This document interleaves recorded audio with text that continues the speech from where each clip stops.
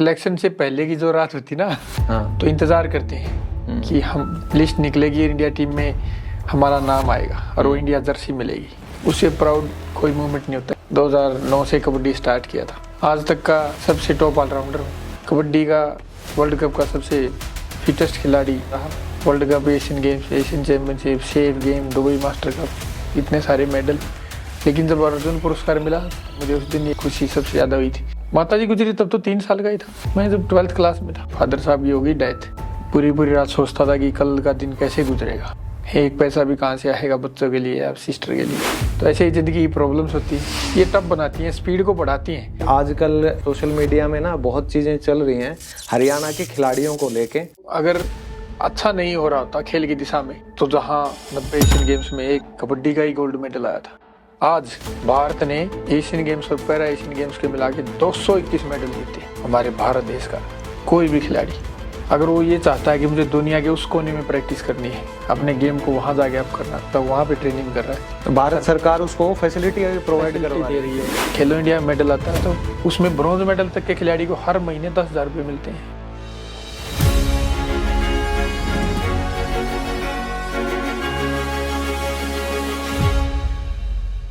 नमस्कार दोस्तों, दूध दही का खाना ये मेरा हरियाणा। तो हरियाणा फेमस है अपने खाने पीने की वजह से और खिलाड़ियों की वजह से, और बहुत से खिलाड़ियों ने इंडिया को रिप्रेजेंट किया है नेशनल और इंटरनेशनल लेवल पर। ओलंपिक अवार्ड की बात हो, वर्ल्ड चैंपियनशिप्स हो, कॉमनवेल्थ गेम्स हो, हर जगह। तो आज मैं आप लोगों को एक ऐसे ही खिलाड़ी से मिलवाने जा रहा हूं जिन्होंने इंडिया को रिप्रेजेंट किया है इंटरनेशनल लेवल पे। वर्ल्ड कप वो जीते हैं। सिर्फ क्रिकेट का ही वर्ल्ड कप नहीं होता भाई, कबड्डी का भी होता है। एशियन चैंपियनशिप भी उन्होंने जीती है। वो इंडियन टीम के 5 साल कैप्टन रहे हैं और कबड्डी को एक नई ऊंचाई तक लेके गए हैं। स्वागत है हमारे आज के पॉडकास्ट में दीपक निवास हुड्डा भाई का। धन्यवाद भाई। तो भाई बहुत बहुत स्वागत सबसे पहले तो आपका। Thank you. और देश के लिए, हम सब के लिए आपने इतने एफर्ट्स डाले हैं। आप हरियाणा के छोटे से गांव से लेकर इंटरनेशनल लेवल पर इंडिया को रिप्रेजेंट आपने किया। तो पहले तो जानना चाहूंगा कि आपको वो फीलिंग कैसी आती है जब आप देश का झंडा लेके आप पूरी दुनिया के सामने अपने आप को रिप्रेजेंट करते हो। सतेंद्र भाई, सच्चाई बयां करूंगा कि झंडे तक पहुंचना तो बहुत बाद की बात होती है। मैं नहीं, कोई भी खिलाड़ी, जिस दिन हमें इंडिया टीम की जर्सी मिलती है, हम उस पर अपना नाम देखते हैं, वो गजब फीलिंग, दीपक पीछे लिखा होता है, सामने जब इंडिया वो ब्लू कलर की जर्सी जब मिलती है, उससे प्राउड कोई मूवमेंट नहीं होता। ये सौभाग्य हर किसी को नहीं मिलता, किसी को नहीं मिलता। और सिलेक्शन से पहले की जो रात होती ना हाँ। तो इंतजार करते हैं कि हम लिस्ट निकलेगी, इंडिया टीम में हमारा नाम आएगा और वो इंडिया जर्सी मिलेगी। तो ये पल बयां करना किसी खिलाड़ी के लिए शब्दों बयां हो नहीं सकता। बिल्कुल। और फिर देश के लिए खेलने जाना, और विश्व चैंपियनशिप हो या एशियन गेम्स, एशियन चैंपियनशिप बड़े स्तर पर जीतने के बाद जब वहाँ पे हमारा तिरंगा फहराया जाता है और राष्ट्रीय गान बजता है, ना चाहते हुए भी आंखों में आंसू होते हैं और रोंगटे खड़े होते हैं। हम तो टीवी पर देखते हैं तो ये हमारे रोंगटे खड़े हो जाते हैं। आप तो उस पल का हिस्सा होते हो खुद। बिल्कुल। तो जाहिर सी बात है ये चीज होनी है। दूसरी बात मैं आपसे ये पूछना चाहूंगा कि जब भी कबड्डी की बात आती है, मैंने हमेशा आपको एक स्टार खिलाड़ी के तौर पर देखा है। तो आपने बेस्ट राइडर भी आप रहे हैं। प्रो कबड्डी लीग की जब शुरुआत हुई तब से तो मेरे ख्याल से आप हर घर का एक हिस्सा बन गए हो इंडिया में। तो आपने कितने साल लगातार प्रो कबड्डी की, और शायद इस सीजन में आपने पार्टिसिपेट नहीं किया, तो हो सकता हो दर्शक वो वजह भी जानना चाहेंगे, तो एक बार जरूर बताइएगा। बस कंट्रोवर्शियल ना हो तो बता देना। नहीं, ऐसा कुछ नहीं। देखो, 2009 से कबड्डी स्टार्ट किया था और प्रो कबड्डी का जब पहला सीजन हुआ तो उससे पहले नेशनल का बेस्ट प्लेयर था। प्रो कबड्डी का ऑक्शन हुआ तो सेकंड हाईएस्ट बोली लगी। क्या बात है। आज तक का सबसे टॉप ऑलराउंडर हूँ, 1200 टोटल पॉइंट्स के साथ। ओवरऑल रेड पॉइंट्स में भी तीसरे नंबर हूँ आज तक। कबड्डी का वर्ल्ड कप का सबसे फिटेस्ट खिलाड़ी पूरी दुनिया का रहा। बिल्कुल, वर्ल्ड फिटेस्ट प्लेयर। हाँ जी। क्या बात है। देख लो भाई, हम सारे जानते हैं विराट कोहली को 8 पैक्स के लिए। मैंने 1-2 पिक्स देखी थी, आपके भी तो 8 पैक्स हैं। बस कर लेते हैं सतेंद्र भाई। ये शालीनता है इनकी। नहीं तो 8 पैक्स होने के बाद तो आदमी हमेशा ना इतनी सैंडो या टी शर्ट में घूमता है, कोई भी चाहे ऐसे करके घूमे। मेरे तो है नहीं, होंगे उस दिन तो हम दिखाएंगे सबको। देखो खिलाड़ी का ऐसा होता है कि फिटनेस या उसकी गेम की स्किल हर दिन उसमें सुधार कर सकते हैं। और उसमें मेहनत भी बहुत ज्यादा जरूरी है, कंसिस्टेंसी। आप अपना एक बार ना डेली शेड्यूल सा थोड़ा बताओ, क्योंकि मैं चाहता हूँ कि हर इंसान वो जाने कि आपकी जो दिनचर्या है जो खेलने के टाइम पर रही, सुबह आपको कितने बजे उठना पड़ता है, कितने घंटे आप लोग मेहनत करते हो, वो चीज एक बार बताओ थोड़ा। अभी तो बीच में थोड़ा इंजरी की वजह से वो टूट गई थी कंसिस्टेंसी, इस वजह से सीजन भी नहीं खेल पा रहा हूँ। अच्छा, ये रीजन रहा आपका कि इस सीजन आपको, वैसे दुख तो होता होगा जब आप बाकी अपने सभी साथी खिलाड़ियों को खेलते हुए देखते हैं, अंदर से तो मन करता होगा अभी मैट पे उतर जाऊं और मैं भी देखो शुरू हो जाऊं। कोई भी खिलाड़ी हो उसको अपने मैदान से, खेल से दूर होना, इतने बड़े लेवल पर जाने के बाद तो उसके लिए इससे दुखदाई पल तो कुछ नहीं होता। बिल्कुल, हमेशा यही रहता है कि वापस उस मैदान में पहुंच जाऊं, दोबारा जैसे प्रैक्टिस स्टार्ट कर दिया, हार्डवर्क कर दिया, दोबारा वापसी के लिए। मैंने देखी है कुछ रील्स भाई की, बड़ा ही मेहनत, इनका लगन वाला रूटीन चल रहा है आजकल। तो शेड्यूल यही रहता है कि जब हम प्रॉपर प्रैक्टिस करते हैं, जैसे अभी स्टार्ट किया तो सुबह पहले उठते थे 3 बजे। जब 3 बजे जिंदगी की जब शुरुआत की उस टाइम तो फाइट करना ही होता, वो तो एक अलग ही था। आज के दिन ज्यादातर जो यूथ है ना वो 3 बजे तो सोता है और भाई 3 बजे उठ जाते हैं। अभी तो जैसे सुबह 5 बजे से उठते हैं और फिर अपने रेडी हो गए स्टेडियम में जाते हैं, तो 2 से 2.5 घंटे ट्रेनिंग करते हैं। फिर अगर कहीं बाहर का शेड्यूल नहीं होता तो 11 बजे फिर एक बार जिम में जाते हैं, क्योंकि इंजरी हुई तो थोड़ा स्ट्रेंथ ट्रेनिंग के लिए। एक खिलाड़ी की लाइफ में ना जो सबसे बड़ा दुश्मन होता है वो होती है इंजरी, है ना। बिल्कुल। तो अभी भी आप अच्छे से हील हुए नहीं हो, अब भी इंजरी है आपको? थोड़ा नी में पेन रहता है, थोड़ा सा हो जाएगा, ये तो फाइट करना तो लाइफ का ऐसा ही होता है। देखो बिल्कुल, उतार चढ़ाव भी जिंदगी का हिस्सा है। अगर जैसे मैं एथलीट हूँ, एथलीट वाली बात बताऊँ आपको, अगर हम सीधा ही भागते रहेंगे तो कभी वो स्पीड नहीं आती, उसके लिए रेजिस्टेंस तो पैदा करना ही पड़ता है। सही बात। सीढ़ियाँ भी चढ़नी पड़ती है। थेराबैंड्स आप जानते होंगे, रेजिस्टेंस ट्रेनिंग के लिए पेट में थेराबैंड बांधते हैं। वो किस लिए बांधते हैं? वो इसलिए कि हमारा ज्यादा जोर लगे, ताकि हम जब समतल मैदान पर भागेंगे तो अच्छी स्पीड आएगी। जिंदगी का भी ऐसा ही है, उतार चढ़ाव आते हैं, प्रॉब्लम्स आते हैं, जैसे पहाड़ी पे चढ़ते हैं तो उसमें ज्यादा जोर लगेगा तो हमारी बॉडी हैप्चुअल हो जाती है। तो ऐसे ही जिंदगी की प्रॉब्लम्स होती है, ये टफ बनाती हैं, स्पीड को बढ़ाती हैं, ना कि कम करती हैं। वो ताकत ज्यादा लगवाती है हमें उस चीज का हैप्चुअल बना देती है। लेकिन जब उस प्रॉब्लम से हम खत्म कर देते हैं तो जिंदगी बड़ी स्पीड से भागती है। ताकत से मुझे याद आया कि आपकी जो डाइट है उसके बारे में मैं जरूर जानना चाहूंगा। वर्ल्ड का जो फिटेस्ट प्लेयर है, जाहिर सी बात है सब सोचते होंगे बड़े भाई चिकन मुर्गे पाड़ता होगा भाई हैं, लेकिन हमारे हरियाणा में इसीलिए दूध दही का खाना बोला जाता है। तो क्या आप भी नॉन वेजिटेरियन हैं? नहीं सतेंद्र भाई, मैं अंडा भी नहीं खाता। अंडा भी नहीं खाते? अब अंडा भी नहीं तो खाते। इतना प्रोटीन कहाँ से आता है? मतलब दूध बहुत ज्यादा पीते हैं। अच्छा। हाँ जी, दिन में 2 लीटर तो हो ही जाता है। बादाम मिल्क, फ्रूट्स, दोनों टाइम अपना फ्रूट जूस घर पे ही बना के पीते हैं। चुकंदर, गाजर, अनार, इन सब का, संतरा वगैरह, दोनों टाइम जूस पीते हैं। अच्छा। फ्रूट्स ज्यादा खाते हैं। तो ये मिथ है कि मतलब बिना मांस खाए आप, मतलब एक खिलाड़ी अपना जो स्टेमिना है वो बिल्ड नहीं कर सकता, या प्रोटीन के लिए आपको चाहिए ही चाहिए? जैसे दंगल मूवी में भी दिखाया था कि आमिर खान वो बना रहे हैं फोगाट बहनों के लिए वो मुर्गे लाला के घर में। नहीं, कभी लाइफ में अंडा तक खाने की जरूरत नहीं पड़ी। और वैसे आजकल हेल्दी सप्लीमेंट्स भी मिल जाते हैं, प्रोटीन की आपूर्ति हो जाती है, क्योंकि लाइफ है, बिजी शेड्यूल भी रहता है बहुत सारे। आज तो आपने इनवाइट किया है, कहीं और इंटरव्यूज के लिए जाना पड़े या कहीं और आजकल सोशल वर्क भी थोड़ा स्टार्ट किया लाइफ में, तो बिजी शेड्यूल रहता है। तो उसकी वजह से अगर हम पूरी चीजें नहीं खा पाते, ड्राई फ्रूट्स नहीं, तो अच्छे अच्छे हेल्थ सप्लीमेंट्स में मल्टीविटामिन्स आते हैं। तो अगर सिंपल घर का खाना खाएं, ड्राई फ्रूट्स खाएं, तो वही बंदा फिर भी मेहनत। बिल्कुल बिल्कुल, इसमें कोई वो नहीं कि हमें नॉन वेज या एग्स वगैरह की कोई भी जरूरत नहीं पड़ेगी। अंदर दम होना चाहिए। अंदर दम होना चाहिए। हाँ, हेल्थ हो तो सब कुछ है लाइफ में। सही हेल्थ अच्छी रहेगी तो सब कुछ अच्छा रहेगा। और एक बात और, नॉन वेज को पचाने में आपको बहुत टाइम लगता है। अच्छा, ये मिथ बना रखा है। हरियाणा, दिल्ली, राजस्थान, अपने जितने नॉर्थ इंडिया में मोस्टली एथलीट खाते ही नहीं है। ये जिम ट्रेनर्स ने थोड़ी अफवाह फैला रखी है कि अंडे, इतने अंडे खाओ, 20 अंडे खाओ, आप चिकन खाओ, ये खाओ, नहीं जरूरत। तो आपके जो गेम में ज्यादा जो मूवमेंट का काम होता है, रिफ्लेक्सेस, मतलब तो मैं ये कहूंगा कि कोई भी खिलाड़ी है, अगर चाहे वो विराट कोहली हैं या भाई हैं या कोई भी हैं जो अपने खेल में टॉप पर आया हुआ है, तो अगर आप खिलाड़ी ना होते तो आप क्या होते? क्योंकि रिफ्लेक्सेस इतने कमाल के हैं आपके, मैंने देख रखे हैं। तो आप क्या, मतलब दिमाग कैसे चलता है आपका इतनी तेजी से? सत्येंद्र भाई में स्टडी में बहुत अच्छा था। हाँ, तो मोस्टली मैं टीचर ही होता, मैं बच्चों को इंग्लिश और मैथ पढ़ाता था। मुझे याद है, मुझे गांव में एटलस साइकिल दी थी, 10th क्लास में मेरिट आई थी तब मेरी। 10th में मेरिट? हाँ। वो भी गांव के स्कूल में पढ़ के।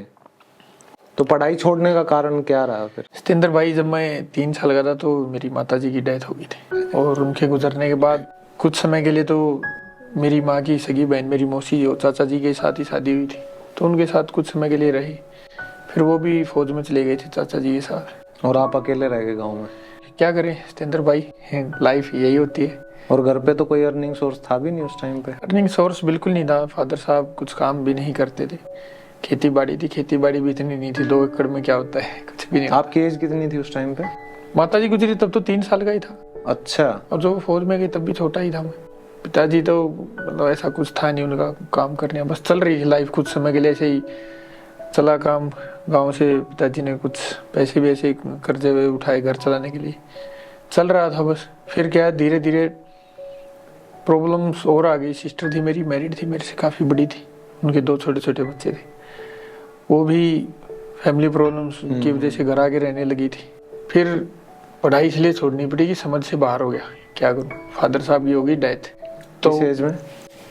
मैं जब 12th क्लास में था। और आपने 10वीं में साइकिल जीती थी पढ़ाई के उस पर? क्या करता, सोचा तो था मतलब कोई कोर्स वोर्स करूँ या कुछ करूँ ऐसा, लेकिन फादर साहब की जब डेथ हुई तो समझ में नहीं आया। स्टडी तो बाद में की, फिर फाइनली आपने मास्टर्स तो की, मास्टर्स तो पढ़ाई किया, पूरी किया। हाँ, लेकिन उसमें पढ़ाई इसलिए छोड़नी पड़ी कि मैं अपनी पढ़ाई का खर्चा उठाऊं या बहन को संभालूं या उसके बच्चों को संभालूं। तो ये रीजन रहा मेरा पढ़ाई छोड़ने का। चलो थोड़ा पॉजिटिव नोट पे आते हैं कि आपकी लाइफ का अब तक का हैप्पीएस्ट मोमेंट क्या रहा है? कौन सा ऐसा पल था जब आपको सबसे ज्यादा खुशी हुई है आज तक की? अर्जुन अवार्ड मिला तब सबसे ज्यादा खुशी हुई थी, क्योंकि जब मदर फादर गुजर गए और लाइफ में मैं ऐसी सिचुएशन से गुजर रहा था कि कभी शब्दों में बयान नहीं हो पाती। जब लाइफ ऐसी स्टेज पे आती ना, पूरी पूरी रात सोचता था कि कल का दिन कैसे गुजरेगा, एक पैसा भी कहाँ से आएगा बच्चों के लिए या सिस्टर के लिए, या मेरी लाइफ किस दिशा में जाएगी। जब कबड्डी खेलना स्टार्ट किया तो ये सोचा था कि लाइफ में एक दिन ऐसा खिलाड़ी बनूंगा कि मुझे पूरी दुनिया याद रखेगी। तो काम था वो कर ही दिया आपने, वर्ल्ड कप, एशियन कप, और दुनिया में इससे तो हिंदुस्तान की कप्तानी मिलना भी सौभाग्य की बात है। बिल्कुल। World cup, Asian games, Asian championship, safe game, Dubai master cup, इतने सारे मेडल। लेकिन जब अर्जुन पुरस्कार मिला तो मेरा नाम हिस्ट्री में हमेशा रहेगा।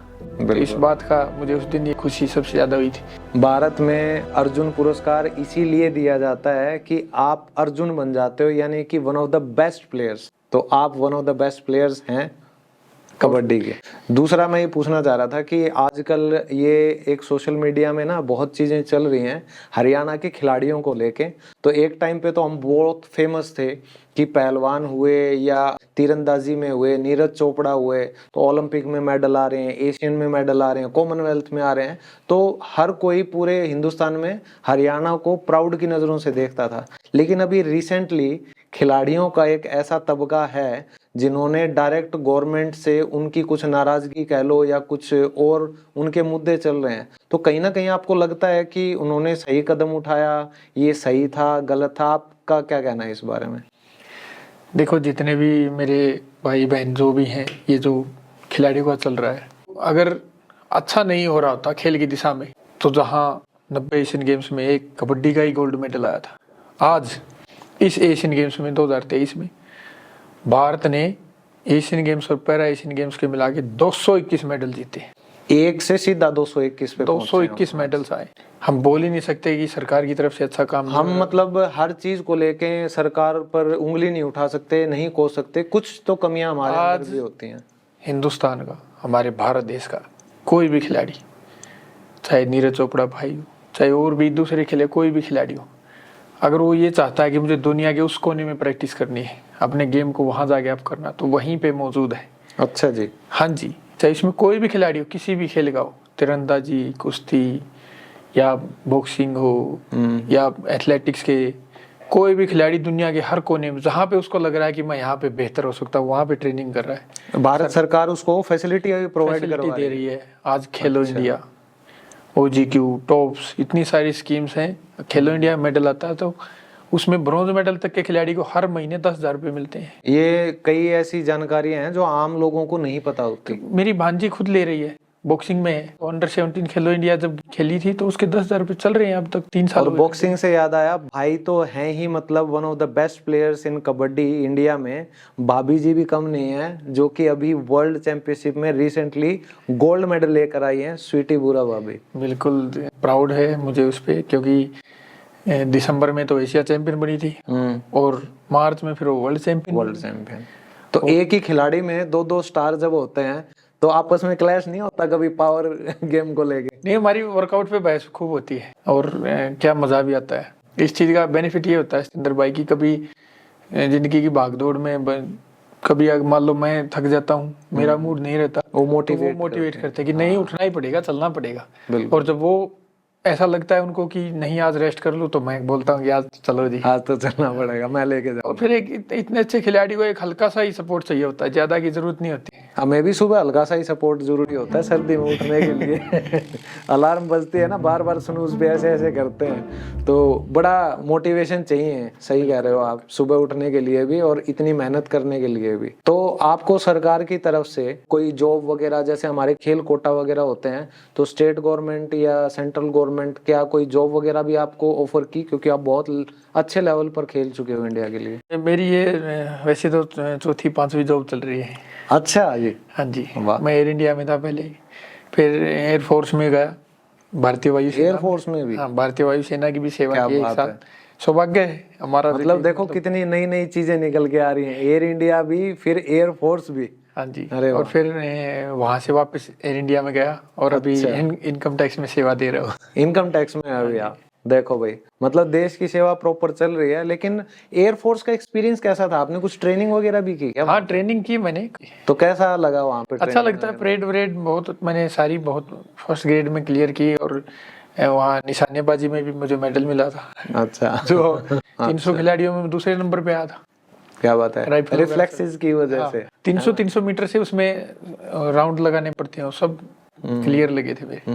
अभी मैंने आपके बारे में कुछ ये भी पढ़ा था, मैं देखता भी रहता हूँ कि आप सामाजिक कार्यों में भी बड़ा आप इन्वॉल्वमेंट रहती है आपकी। आपने पूरे गांव को किट बंटवाई थी गरीब बच्चों को जो अफोर्ड नहीं कर सकते। 12 गाँव में, एक गाँव नहीं 12 गाँव में। तो ये आप जो करते हो, मतलब ये सेटिस्फेक्शन के लिए या फिर आपका कोई गोल भी है? नहीं, देखो सतेंद्र भाई अभी तो उतना सक्षम तो हुए नहीं है। चाहते हैं कि अगर भगवान की कृपा से कोई ऐसा दायित्व मिला जिंदगी में या थोड़े और सक्षम हो गए, तो मैं ये चाहूंगा कि मेरे जितने खिलाड़ी भाई गाँव में हैं, बहनें, जितने भी युवा साथी हैं, जो सुविधा मुझे नहीं मिल पाई उस समय पे, तो आप खुद को उनसे रिलेट कर पाते हो? बिल्कुल, क्योंकि देखो हर कोई उतना फाइट नहीं कर पाता। किसी को अपने परिवार की मजबूरियों के सामने घुटने टेक देने पड़ते हैं, किसी को अपने परिवार की आर्थिक स्थिति की वजह से, किसी को अपने फैमिली को वैसे संभालना होता है, बूढ़े माँ बाप होते हैं, किसी के पास फाइनेंस ही नहीं होता, खुराक खाने के लिए पैसे नहीं होते बेचारों के पास। वो मेहनत भी करते हैं 1 महीना, 2 महीने, 6 महीने, 1 साल, लेकिन किसी दिन उनकी हिम्मत टूट जाती है। टैलेंट बहुत छुपा है गाँव में। अगर गाँव में आप देखेंगे सुबह सुबह 4-4 बजे बहुत खिलाड़ी, कोई बेचारा किसी सोचता आर्मी की भर्ती की तैयारी करूं, मेहनत तो वो सब करते हैं। हम अगर हरियाणा की सड़कों पर सुबह सुबह निकल जाएं तो 90% ऐसे गांव मिलेंगे आपको कि सुबह गांव के बच्चे दौड़ लगाते हैं। पक्का ये सच्चाई बात है। 90% सड़कों पर दौड़ लगाते हैं। युवा खिलाड़ी या नॉर्मल किसी भर्ती की तैयारी, कोई आर्मी की, कोई रेलवे की, कोई वायुसेना की, या खिलाड़ी बहुत परेशान रहते हैं।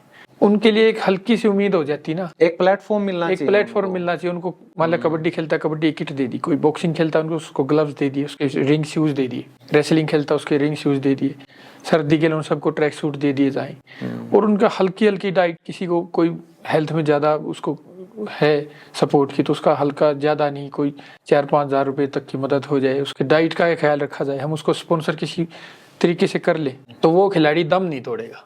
आज हमारे देश में इतने अच्छे माननीय प्रधानमंत्री जी ने इतनी अच्छी नीतियां बनाई है, इतने मेडल्स हमारे आ रहे हैं, 221 मेडल ओलंपिक में। नीरज चोपड़ा हमारा भाई पूरी दुनिया में रिकॉर्ड है। बिल्कुल।